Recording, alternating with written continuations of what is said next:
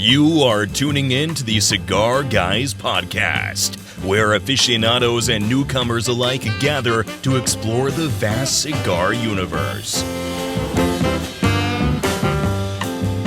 Meet your host, Alexander Gonzalez, Mark Nikollaj, his big little brother Zachary Nikollaj, and Jared Burrows. So sit back, light up, and let's get the conversation started. Thank you guys for tuning into another episode of the Cigar Guys Podcast. We are back here in the studio with myself, Alex Gonzalez, as well as Mark Nikollaj. We have another Mark today. We do have another Mark today. Mark Gordan is here, representing La Galera Cigars, with Jared, of course, sitting right here. How we doing, Mark? Doing great. And we also have a special guest virtually, if you'd like to introduce Mr. Jose for us. I'd like to introduce Manuel Blanco, third generation as a cigar manufacturer, fifth generation as a tobacco grower here in Santiago, Dominican Republic, with La Galera Cigars. Happy to be here. Likewise, happy to have you. Thanks so much, both of you, for joining us tonight. We're going to be discussing, of course, the La Galera cigar line. So, first of all, Mark, go ahead and introduce yourself. Give us a little brief history of who you are. So, my name is Mark Gordan. I am the Florida market manager for Tabacalera Palma, La Galera, La Instructora, and Rough Rider Cigars. So, on the table, we are featuring the La Galera line as well as the Rough Rider line. We have Connecticut. We have the African Cameroon Imperial Jade. Nice. We have the 1936 box press. We have the Habano Corojo, the San Andreas Maduro, and hiding in the corner behind your head is our Animois. There you go.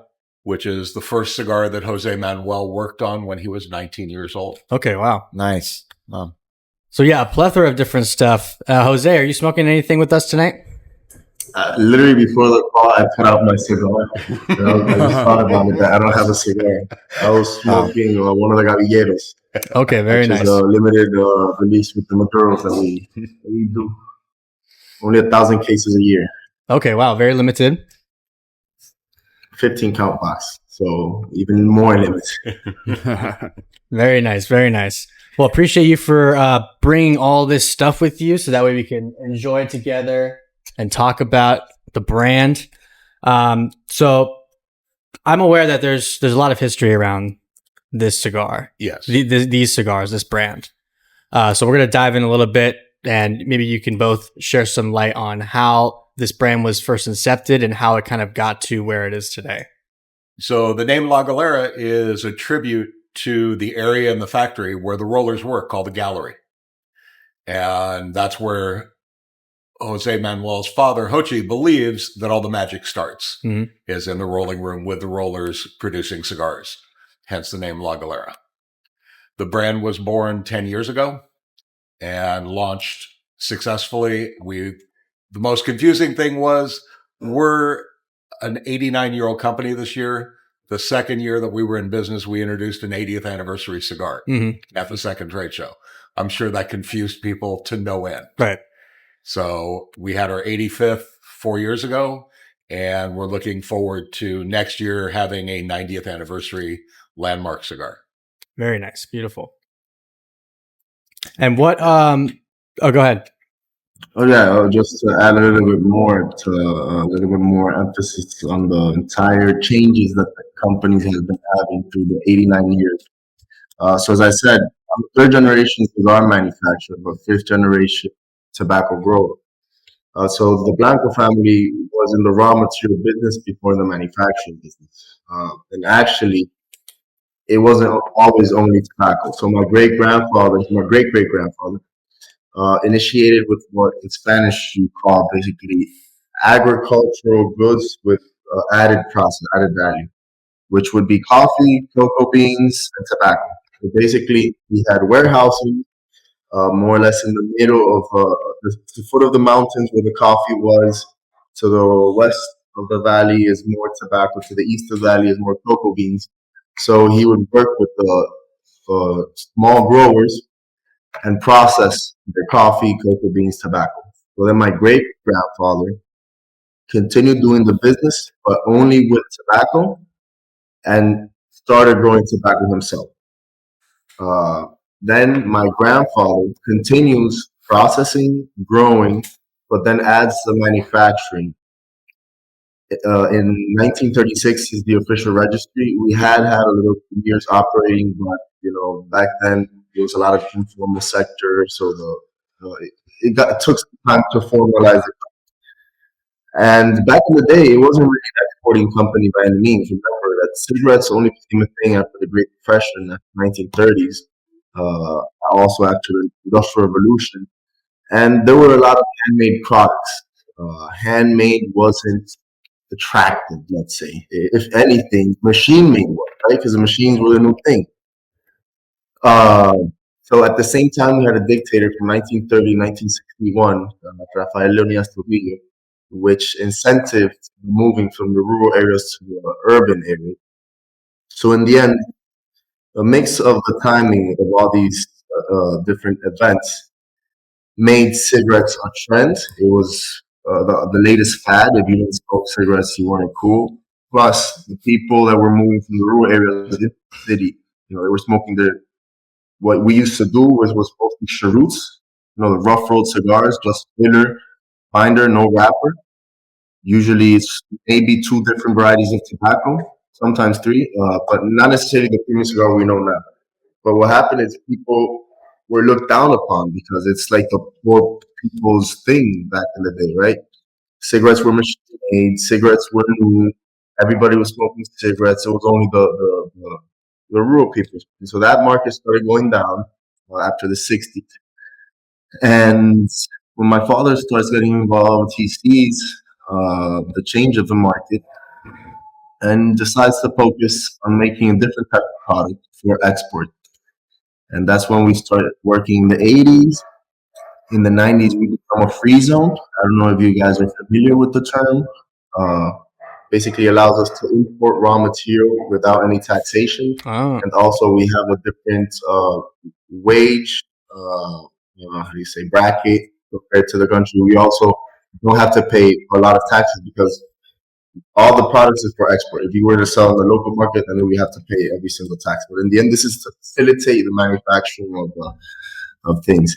So in the 90s, that really helped us with the wrapper situation, as the Dominican Republic is really not a wrapper producer. And then I think during the 90s boom, when a lot of people did not do good, I think that the people that managed to get through kind of made a name of themselves because, it was a chaotic time, no tobacco, very low experience rollers. And in the end, I guess my father prevailed. He made a name for himself, and then we started making private brands, some bundle cigars, some smaller brands like Cigars. Then we became partners with brands like Aging Room. We made the Trinidad for the U.S., obviously with the Cuban embargo. We make vinegar, and little by little, even though manufacturers don't have that connection to the retailer, what I like to call cigar geeks started getting to know the name Tabacalera Palma and Hochi Blanco. So, as Mark said, about 10 years ago, we felt it was time for us to make a brand that represented our family, us, our company, and that's why we launched La Galera. As Mark said, La Galera is the room where all cigars are rolled. We decided to name La Galera because it's the heart of every cigar factory. We very much understand the importance of every hand in the entire process as a completely vertical integrated company. And we wanted to take the perspective of people, well, not everyone, but a lot of people that we understand outside the country that think that cigars are for, the guy with the special watch, Guayabera, sitting in the corner. When in reality, you come to countries like ours where tobacco, cigars are culture, the people that have learned the most are just, growers or the people that have been working fermentation for years, not necessarily the most formal education or the financially richness, but other types of richnesses and other types of education, which I personally think is even more important. And that's why we put La Galera in, because we wanted to remind people that it's the whole team, it's the entire process, it's the rollers, it's not only Hochi Blanco, he could more or less give direction, but we really believe in our team. And I always say to people, I'm always very open to visits and pictures and videos here. We're very proud of what we do, and it's a teamwork. We really believe in that, and we really appreciate that. For smoking cigars, 300 hands, right? So, Right. and yeah, and 10 years later, as Mark said, we're over 100 countries and growing. No, that's great. And you bring up a good point, because up until I think more recently in the States, for example, cigars have kind of been looked at as strictly a luxury item. Big bankers, big CEOs and businessmen were the ones that were smoking cigars. But like you said, in a lot of South American countries and Central American countries, it's more normalized and it's a culture thing. A lot of people do it. Here, we're starting to really push for people to realize that it's not just a high-end luxury thing. Anyone from any walks of life can come together and enjoy a cigar, whether that cigar is a less expensive cigar, whether it's a more expensive cigar. It's not just for people with, high incomes. No, one of the things that Hochi is the most proud of is the fact that our cigars are accessible to everyone. With our average price points between $8 and $12, anyone can enjoy them. Mm-hmm. Absolutely. And two, when you were, Jose, discussing the exporting of raw materials, one question I have for that is, were you exporting strictly the tobacco itself and then having it rolled at its destination? Is that what you're kind of referring to? No. So what happens is, as I said, Dominican Republic, we don't have too much wrapper production, because in order to have a big wrapper production in our country, you have to invest in the infrastructure to make what we call a shade grown, basically. And in the other hand, countries like Ecuador, which are constantly cloudy, clouds act as UV filter rays. So it's ideal for the wrapper production, because you don't get sunspots. The leaf doesn't get too thick, because remember, UV rays is food for plants, and you need certain thickness for wrappers. But it becomes too thick when you try to stretch it to roll a cigar. It won't. It's going to be wrinkly, right? It won't have that little elasticity that thinner wrappers. So we have to import wrappers from countries like the U.S., the Connecticut broadleaf used for the Anamoy, the Mexican San Andres. We have Connecticut, Ecuador, Connecticut shade grown from Connecticut. And in the end, if I was outside free zone, I would have to, just like everybody else does when they buy something, they have to pay their taxes, their sales tax, all that. But me as a free zone, because I'm importing that, transforming it and exporting it, I'm not bringing it into the country in theory. It allows me easier, because it's an 18% just sales tax, right? So if just being in free zone, I'm not paying that 18% that people outside free zone. So I'm more competitive. It allows me to reach other places in the world easier. Gotcha. I stay competitive. Okay. 18% plus, would really, and again, the Dominican Republic is an island, so we rely on our importation. Wages are not cheap compared to other Latin American countries. So it's a way to stay competitive. Yeah, absolutely. Especially in this industry, you always have to find a way to keep the costs down as best you can, because the cigar manufacturing can definitely get expensive if you don't know certain ways to get around regulations and stuff like that. And the last thing you want, kind of like we were talking about, you want to keep your cigars accessible at that price point between $12 and $10, $10 and $12 at least for most people. And then of course you can produce stuff that is higher in cost and ends up, having a higher retail point, but you want it to be accessible to a majority of smokers. No, it's the one thing that we're very proud of is being able, as a vertical company, to create a product that is accessible to everyone. All of the tobacco in La Galera cigars is aged for 3.5 years. So nice and smooth, no off taste, no off flavor. We're the grower. And when we were touring the farms with Jose Manuel, we were asking about yield. And for us as a cigar company, it's never about yield. It's about growing the best cigar tobacco we can grow. Absolutely. And I will say too, you can definitely tell the tobacco is aged. Like smoking this one, for example, it's got a darker wrapper on it. A lot of people that don't really know much about cigars will assume that the cigar might be strong. It might be spicy, stuff like that. But this, while I'm smoking it, it's very smooth. You can almost kind of like inhale it a little bit. And it's not going to give you that, rough feeling in your throat or anything like that. Retrohale is very smooth. So you can definitely, if you know what you're looking for, you can tell that the tobacco in this cigar is very aged, giving it that smooth smoking experience. Yeah, as I was saying, we put ourselves in the customer's shoes before making the brand, right? And we understood we have the tools to make a very good cigar. We are the growers, manufacturers, and the cherry on the top was the acquisition in Indian Head Cigars, our distribution company in the U.S., which gives us complete verticality in the U.S. market.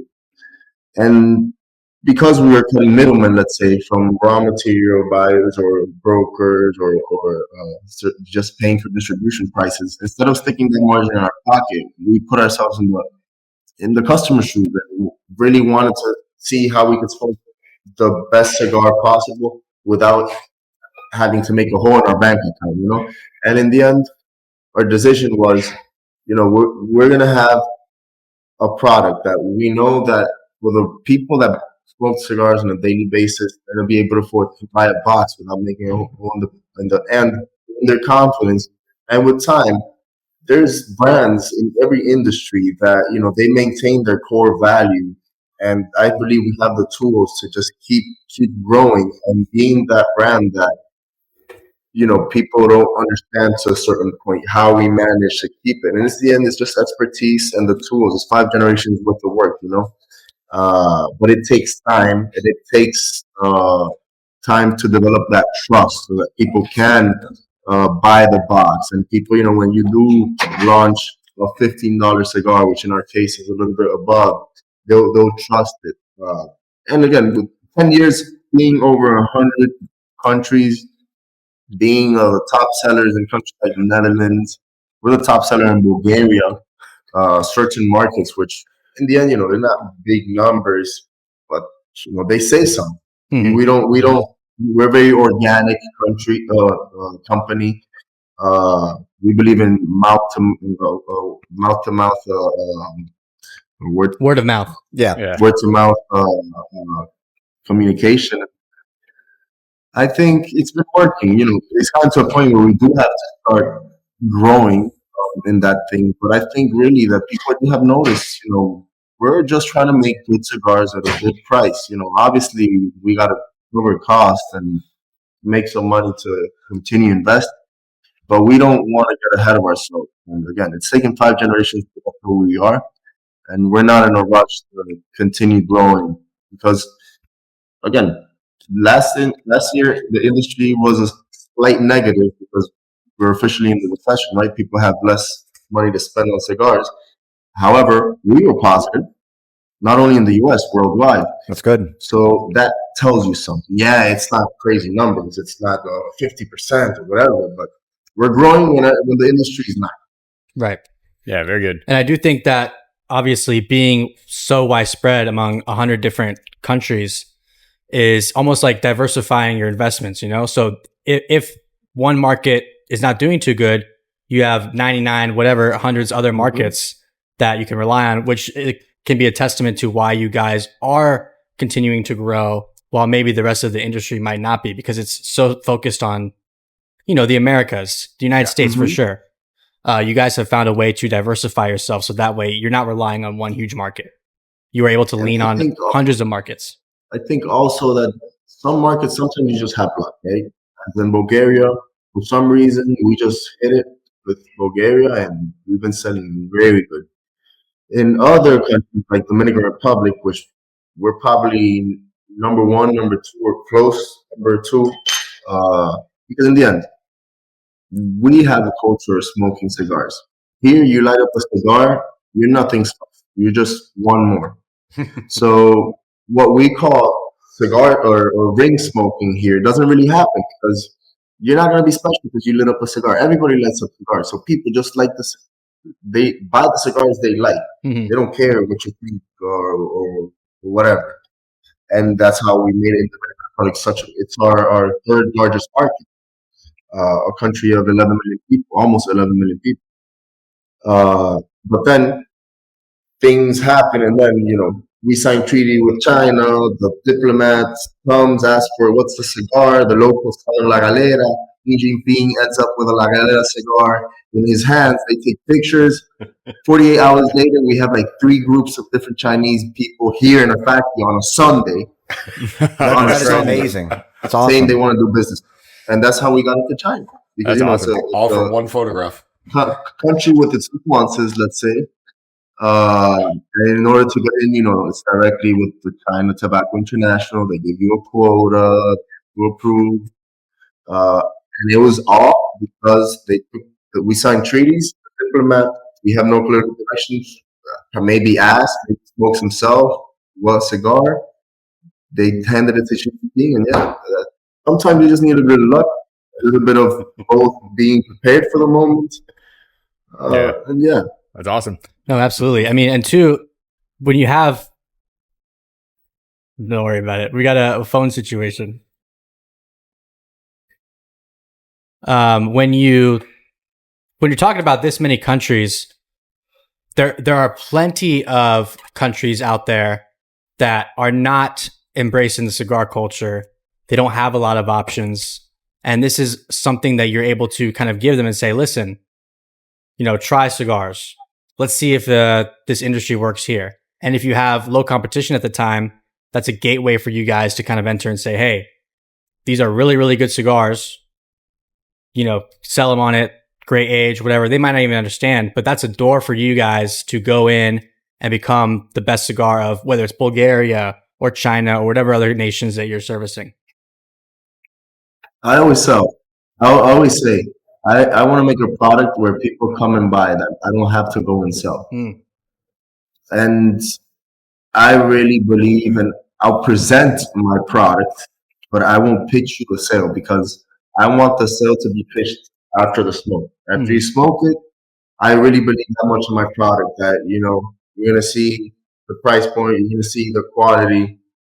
I'm not talking the cigars doing it, So essentially, and again, going back to what I was saying, I think every industry has its little things, and I think sometimes this industry could be, how do you say in Spanish? You say fábula, which is kind of like kids' stories, more or less. Like Fairy nighttime tales. stories. Sometimes I feel that I see something or I hear something, and it's like, look, I've been working, I grew up in this, and I've never heard about certain things or just sometimes I feel sometimes people try too hard. Yeah, I get what you're Yeah, I saying. agree. And I got to say, I love your band, how it ties everything back together with it being the heart. You have the factory over here, you have the farm, and of course you have the beaches, to represent, Dominican Republic. Oh, good eye. The beach is only on the cigar ring, not in the box, and that was I added it because we needed to fill up some space. And my dad had already approved the ring on the box, but I got to fill up some missing space on the ring, on the cigar ring. I just had a painting of his favorite beach, and added it, and he liked it. Yeah, it's a cool little detail you got. I like it. I think it was the third try that we finalized that. Yeah, we had 2 projects before that where we just, nope, I don't feel we're going the right way. It's not 100% convincing me. Start over. Mm-hmm. It's definitely not a product that you can rush. I mean, you definitely take your time. When it comes to the product itself, like we said, the best tobacco, aged X amount of years. Then it comes to the band, the ring, all the branding that you do. You never want to rush it. You want to add in those little extra details so people like Mark can look at this and say, oh, wow, look, it's got the beaches here. It's got all this different representation from the Dominican Republic. There's 3 very important points on the cigar band that are a tribute to Jose Manuel, his brother, and his sister. On the tin sign that's behind us, it's easier to see, but there's a ballerina for his sister who loved ballet. There's a baseball/soccer ball, depending on which sport Jose Manuel is in love with that day. And then there's a heart for his brother Daniel, who had a heart transplant when he was a teenager. Wow. So they're on the left-hand side of the band, and it's a tribute to family first. And two, I mean, with a lot of cigars in this industry, a lot of successful brands, you find that there is a lot of history and story behind the brand, behind the cigar. And you guys are another example of that. And you may not be able to recognize that or know what it means right off the bat, but that gives you guys an opportunity to say, oh, if you look at this, this part represents this family member, this part represents this.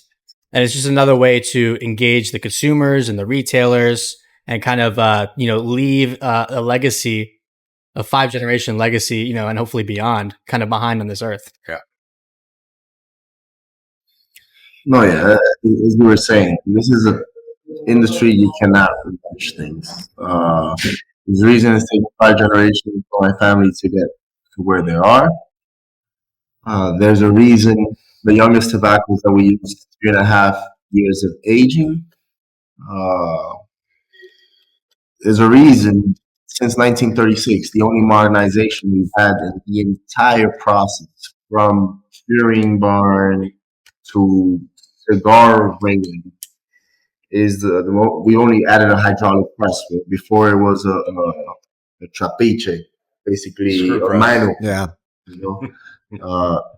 There's a reason, because why wouldn't you try to make things more efficient, or maybe automate certain things, or accelerate certain process?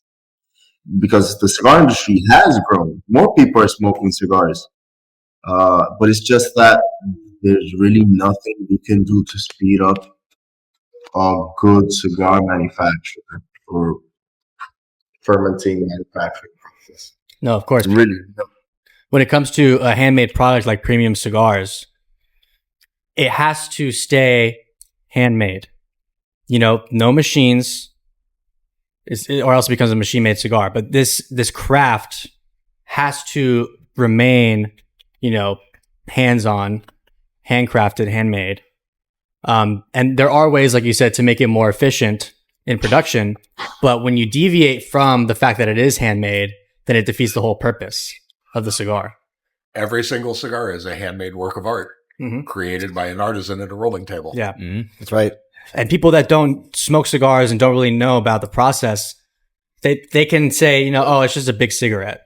It's kind of the same thing, cigar. They often group cigars and big tobacco together, which is a shame. Yes. And we, as a community, are obviously trying to educate everyone that there is a huge difference between premium handmade cigars and the rest of the tobacco industry. Huge difference.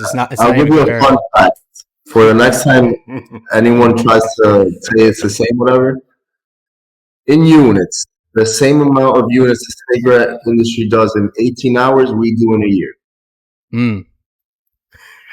Wow. So that puts into perspective the difference of the industries. 1 year for my industry, 18 hours for the cigarette industry. And that's the entire cigar industry, not just our factory. Wow. Yeah, not the manufacturing, not my factory. I'm talking about worldwide handmade cigar production. Wow. 18 hours of cigarettes. That's crazy. That is a crazy number.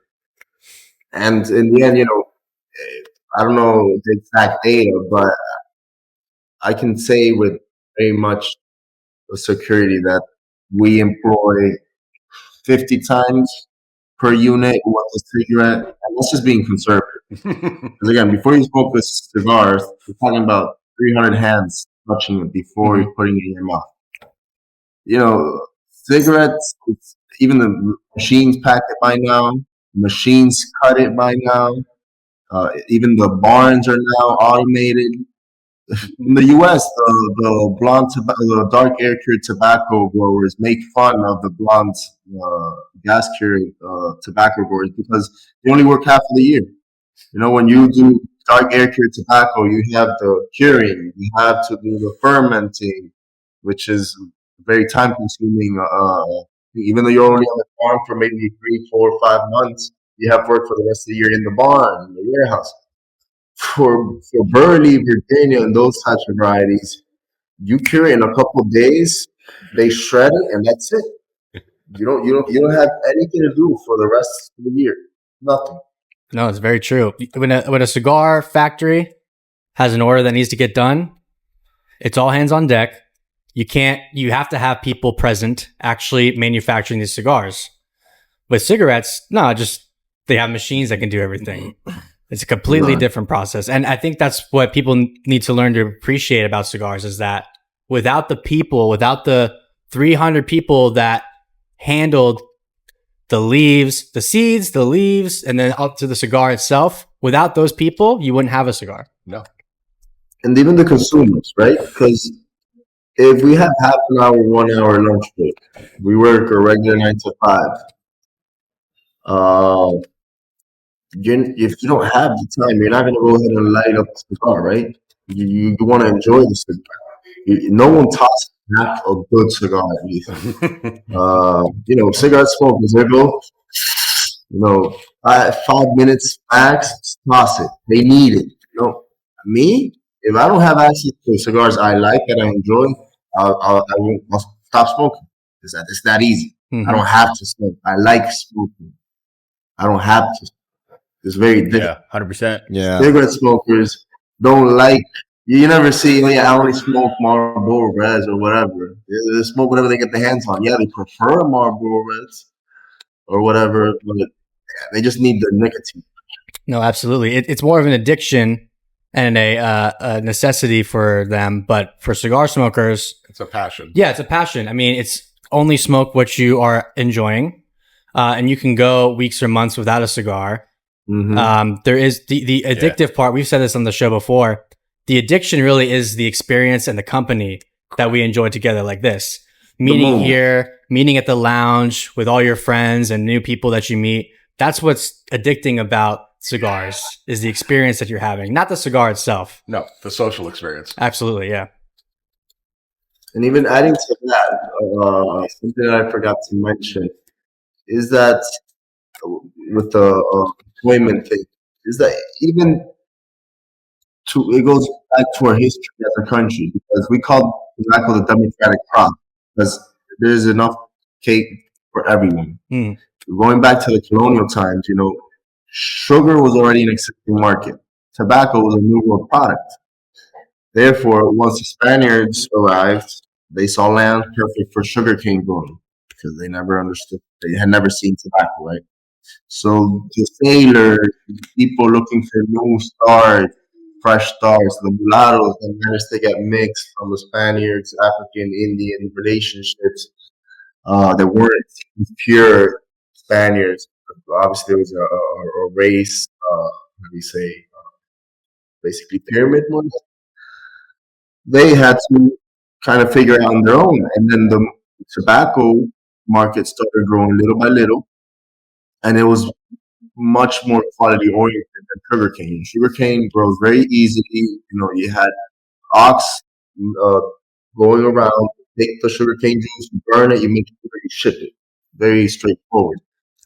With tobacco, you have different varieties that are resistant to different diseases or different, more dry, more humid areas. And in the end, as not necessarily as a business model, more as what we call in the Dominican Republic conuco, which is like how do you call it in the States? It's like a home garden.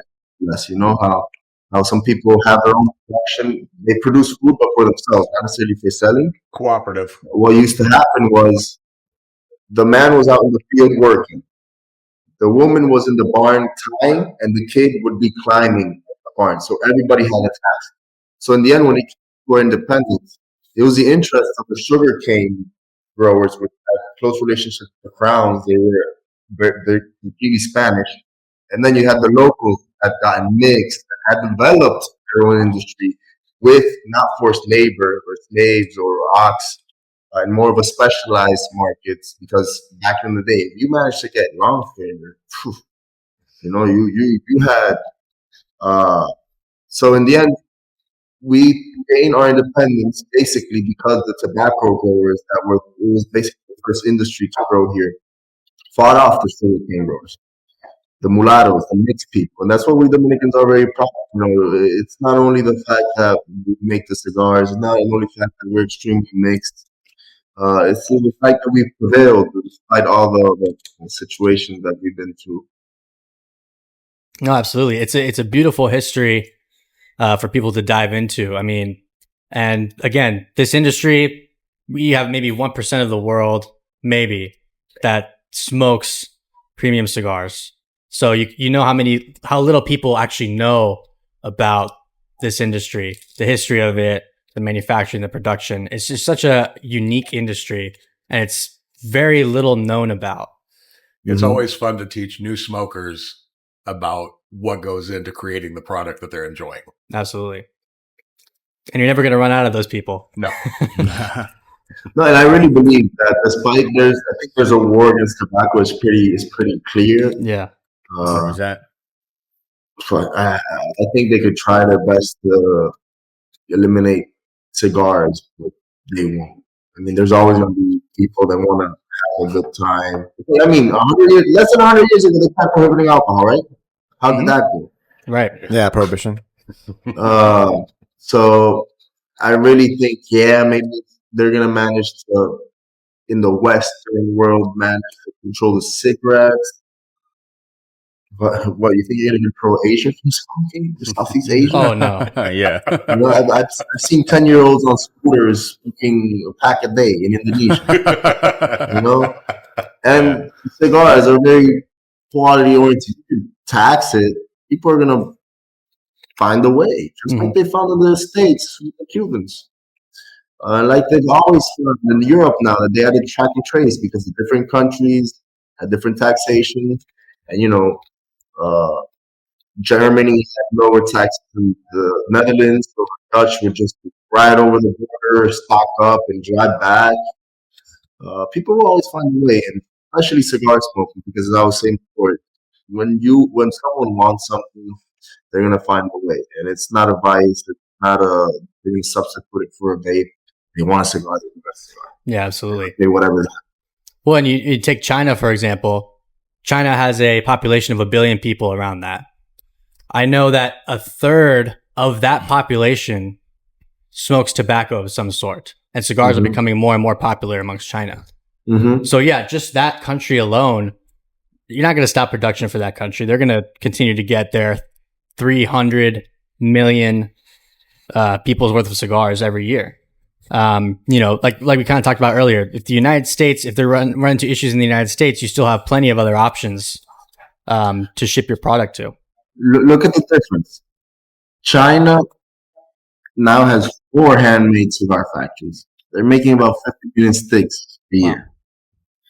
So they know, they're very clear.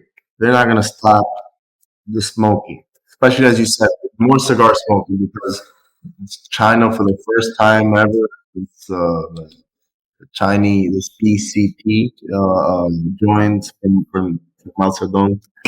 They, for the first time ever, have a middle class, and that's the people that buy cigars, right? The top 1% buys the Cubans, the lower buying cigarettes, and then the middle class are the actual people buying cigars that they don't lock up in the basement so that they can flex that I have this much in stock of cigars. And that's the reason they're investing in it. They control the importations of the cigars because they want to make it themselves. And on the other hand, for example, you have the U.S., where a couple months ago, maybe 5-minute drive from our factory, cigarette factory opened from the Union of the Tobacco Growers. I forget the brand. But they were operating in the U.S., all U.S. tobacco. It was U.S. made, but because of the taxation and the cigarettes and blah, blah, blah, they moved the operation to here. So now the engineers and the professionals there are Dominican instead of American. Still American tobacco, and it's only sold in the U.S. But because there's this war against tobacco, they made them produce other countries where you could have American professionals, where you can have American. Obviously, the logistics is going to be much easier because you don't have to export and import things. But there's a war against tobacco. when people really blind themselves because it's tobacco. Mm-hmm. No, absolutely. And then you talked about Cuban cigars in China, for example. A lot of the Cuban cigars are being acquired from all over the world and actually going to the higher ups in China so that they can smoke what they believe is the best. Cuban cigars are the best. Da, da, da. So that market is kind of dwindling at the hands of the Chinese. But like you said, there's a middle class growing there.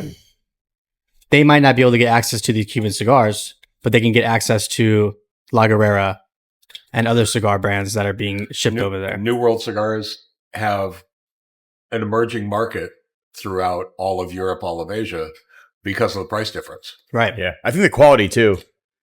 Definitely more consistent. I think it's not only about getting their hands on, because there are going to be some middle class people willing to pay whatever they have to pay. The difference is that the top 1% buying those cigars and those humidors on a festival, they're just doing it because they have extra liquidity. And you know how certain cultures work. They like to say, my cellar has $5 million worth of whiskey and cigars. If they were actually smoke the cigars, they notice that half of them don't even draw, and then the other half of them are raw tobacco, but they don't smoke.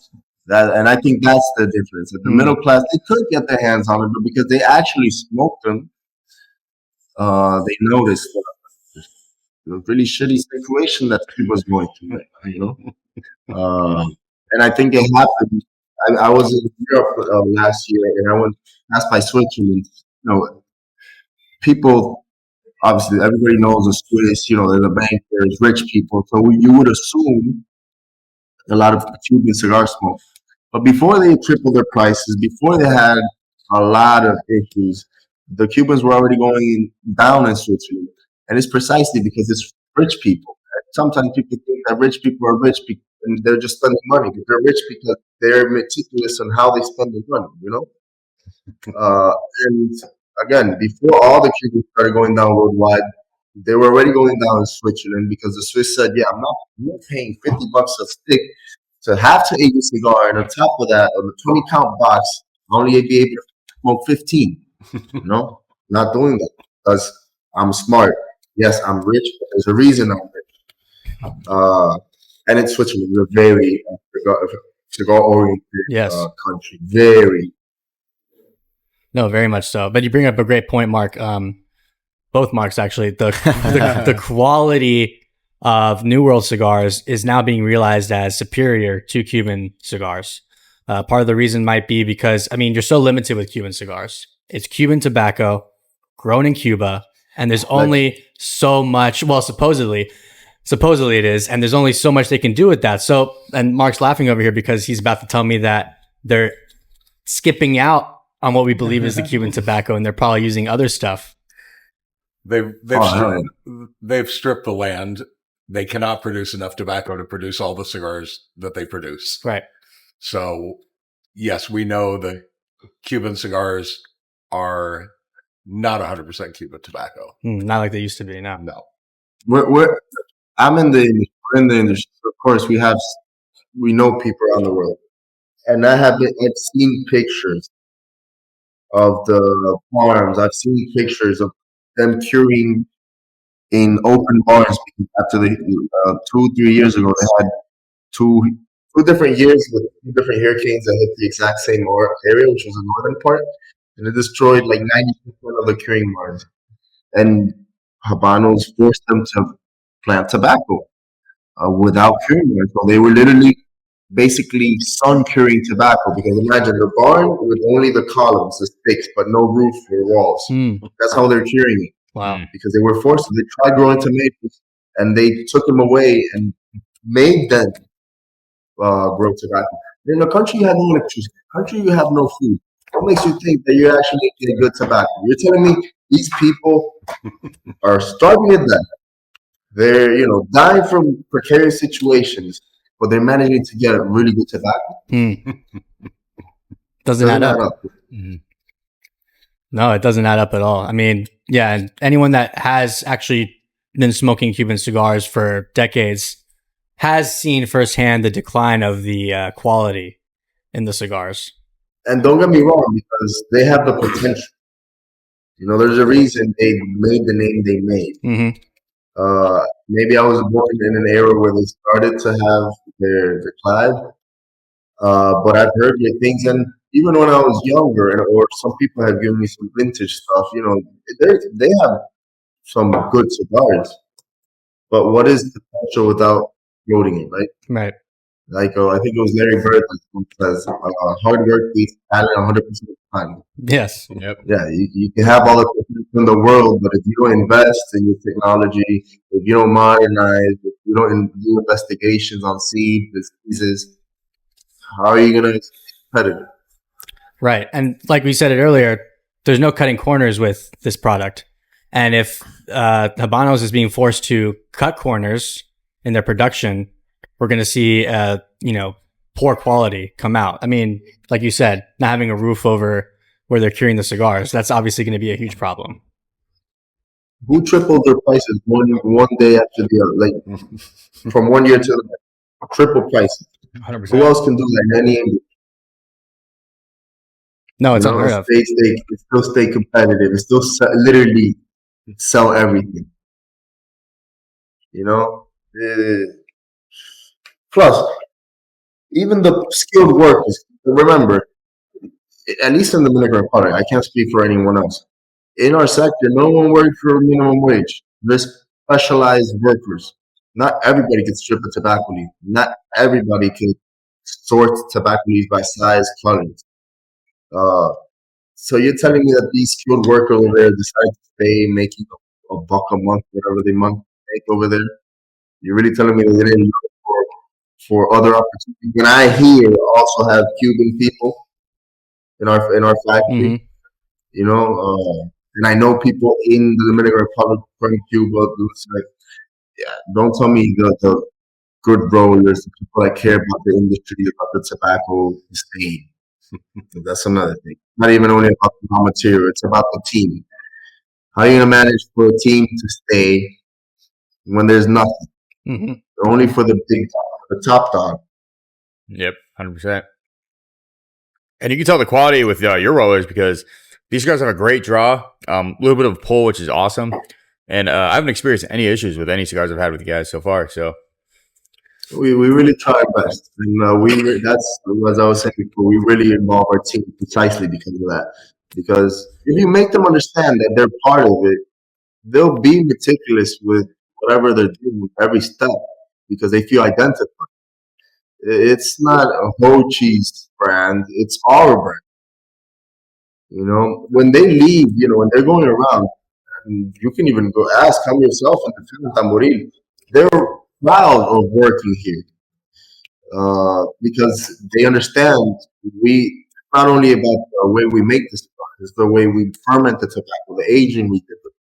And these people are artisans. You know, they have to make a living, but they like what they do. And they wouldn't really feel satisfaction getting maybe paid double what they get paid now, working with raw tobaccos or, you know, maybe not as open company where they can literally just walk into my father's office, in my office, for whatever reason. And I think in the end, that love, it makes a big difference.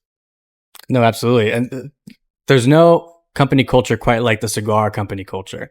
No. These people that work in the factories, from what I hear, I mean, the people, like you said, they love it. And not just in the factories and the farms, but even when you go to a cigar shop, it feels like family. These people that you work with, these people that you meet and hang out with. Cigar culture is like one big family. You meet people from all different walks of life that come together and are able to enjoy each other's company civilly and just very passionate about it. Mr. Gentleman. Yes. How many families do we support in the Dominican Republic? I know your father's incredibly proud of that. So as a factory only, no farms or distribution. December we closed 430. Wow. Again, plus farm, plus administration, plus sales. So maybe around 500 people. Only Nice. Tabacalera Palma. And we're a medium-sized company.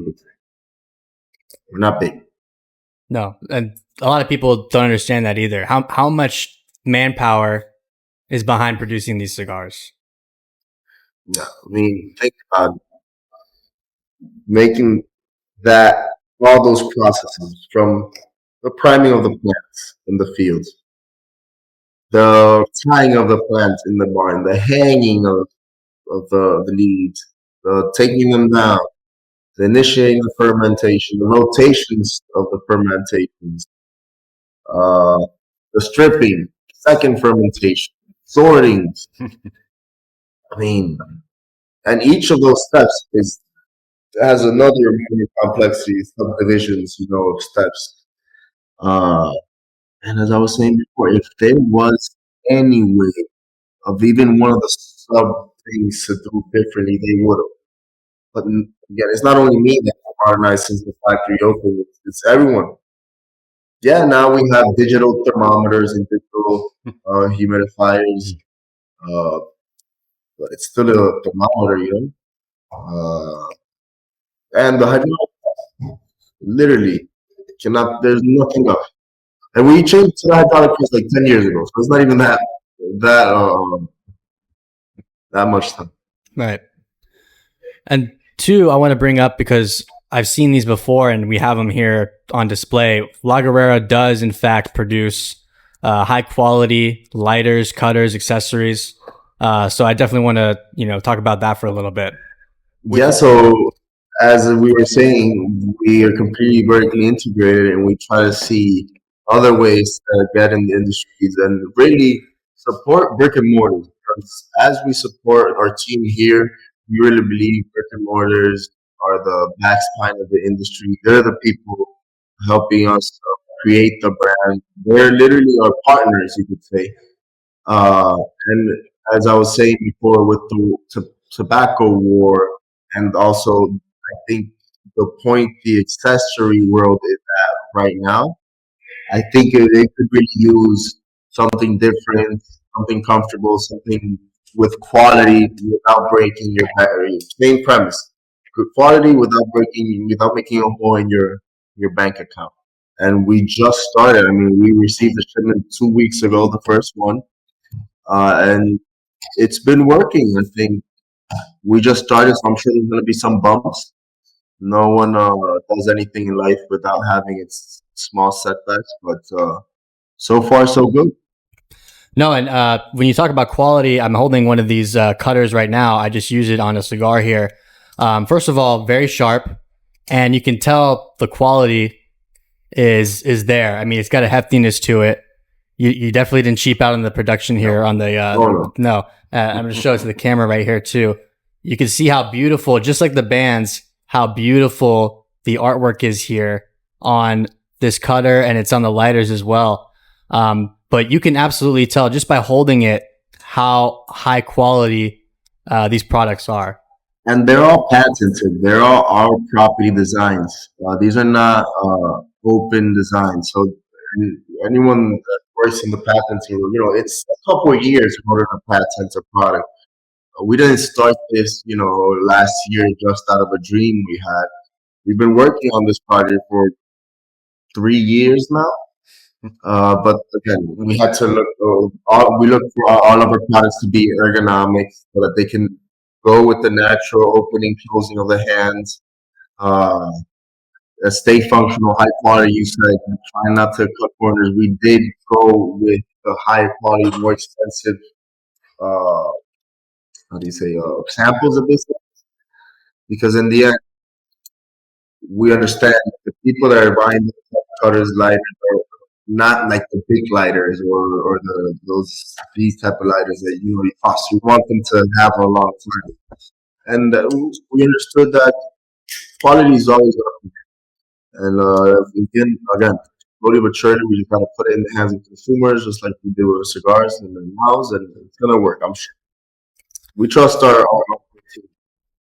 No, you have to trust them. And this lighter right here, I'm looking at it. It's got two little I'm assuming that it's torch and soft flame, right? Yeah. Oh, nice. It's an indoor. Exactly. It's an indoor-outdoor lighter. Oh, very nice. So when you're indoors, you can light with a soft flame, and outdoors, you have a torch, and it is absolutely wonderful to be able to enjoy a soft flame when you can. Yeah. And You have see how Mark lights it up with the same. He lights up both flames with the same hand position. That's the same. That's what we're looking for. Ergonomic designs. No, absolutely. I like it a lot. And even yeah. like the cutter, it feels very ergonomic in your hand. It fits your hand very well. It's not awkward. It's the No, and natural positioning. the you know? design, the Natural designs were created whether you're left-handed or right-handed. They will function just fine. And they also come in their own individual pouches, especially for the lighters, because number one reason that lighters fail is that when you put them in the pocket, they get lint on where the valve is. So we just decided to make the pouch, and so whenever you put it in your pocket, you don't have to worry about the lint getting into the valves. Literally, the number one reason. When I found that out, I was surprised. Number one reason of faulty lighters is lint getting into the gas. Yeah, I mean, I have a DuPont lighter, and it's a torch flame. That happens to me all the time. I got to blow it out because it gets in there. All that lint in your pockets. Yeah. Literally. No, I mean, obviously, just based on the conversations we had, and if anyone, uses your products, whether it's cigars or these accessories, you can tell the time and effort that you guys have put into creating these products, from the cigars to the accessories. You can tell by the way they feel. You can tell when you use them, when you smoke those cigars. And I think that's one very great way that brands can separate themselves from the rest, is showing that they take their time to produce the highest quality products that you possibly can. Best thing is quality never goes out of style. No, that Absolutely, is true. yeah. True. Yeah. Quality prevails. Yep. And for cigars, you have Always something for everybody, because you even have flavored cigars over here, the Rough Rider series. Which I love the name Rough Rider. It makes me want to grab one and go on my Harley and, smoke one while I'm riding my bike.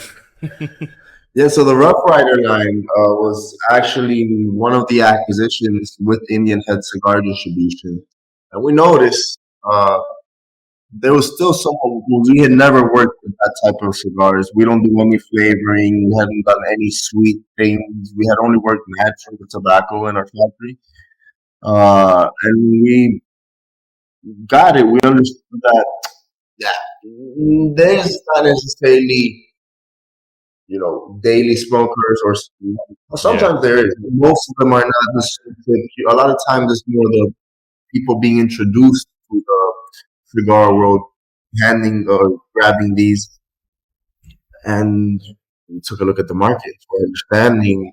They had really disrespected those type of consumers with the products that they were offering, because even though they might not be the most experienced smoker, I think in any product you'll notice a quality product, a clean taste, a smooth aftertaste, without much expertise. And the other products in that sector were really just, putting in whatever they managed to get their hands on in the cigars. So there was no consistency.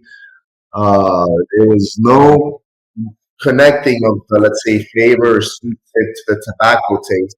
So people would never go through that phase and end up in tobacco. They would just stick to the flavor, because it doesn't really taste like tobacco, or at least like good tobacco. So we managed to take that part, the tobacco, kind of put it in the middle, only a sweet tip, not flavored. In my case, I personally do not smoke sweet tip, but obviously here in the factory, I had to do quality control.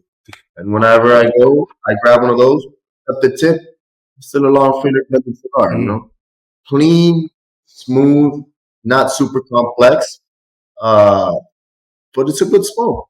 Yeah. And for the people that want to start out and want to learn about tobacco, it's perfect.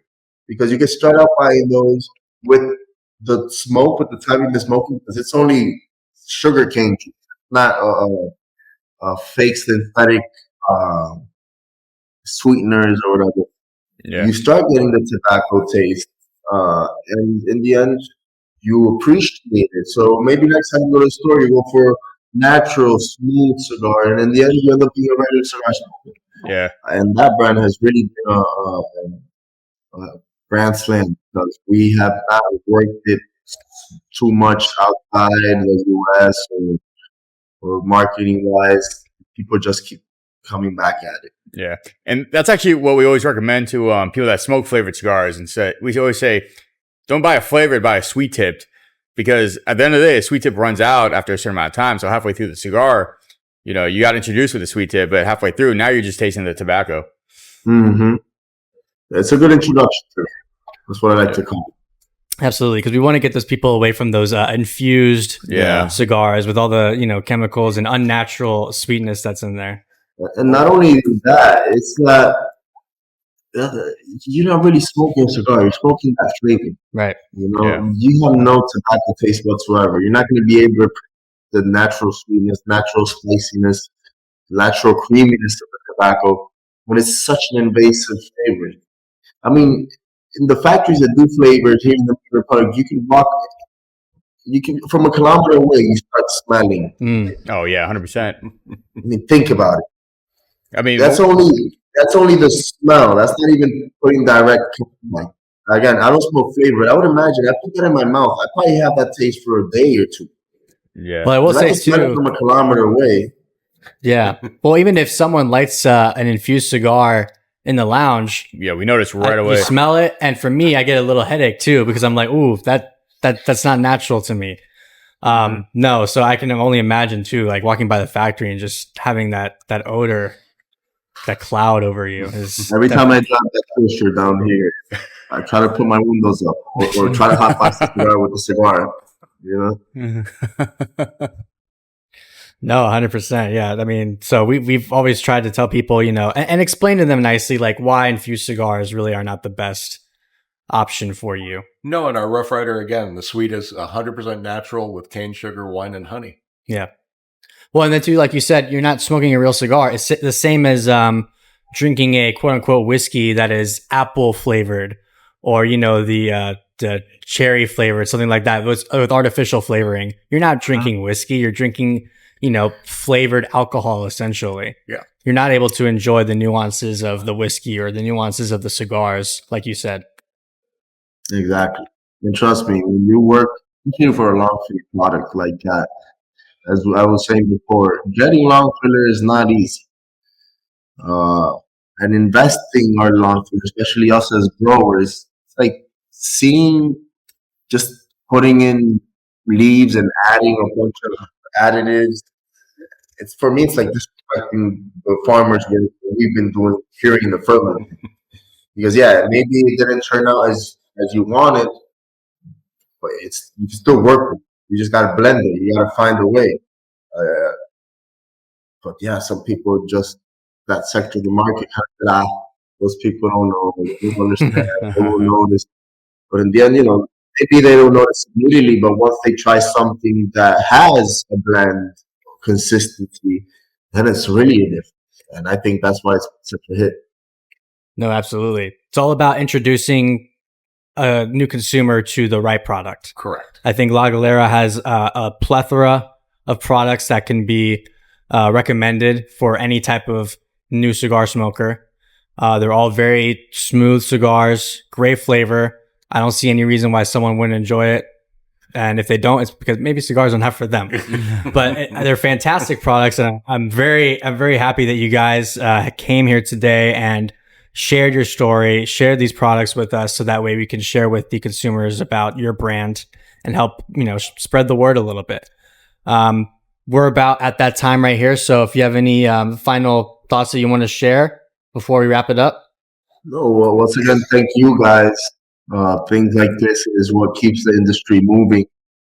I always like supporting, the cigar lovers, cigar geeks, as I like to call them, because I think all of us as a union, as people, maybe not the big names or the big magazines, whatever.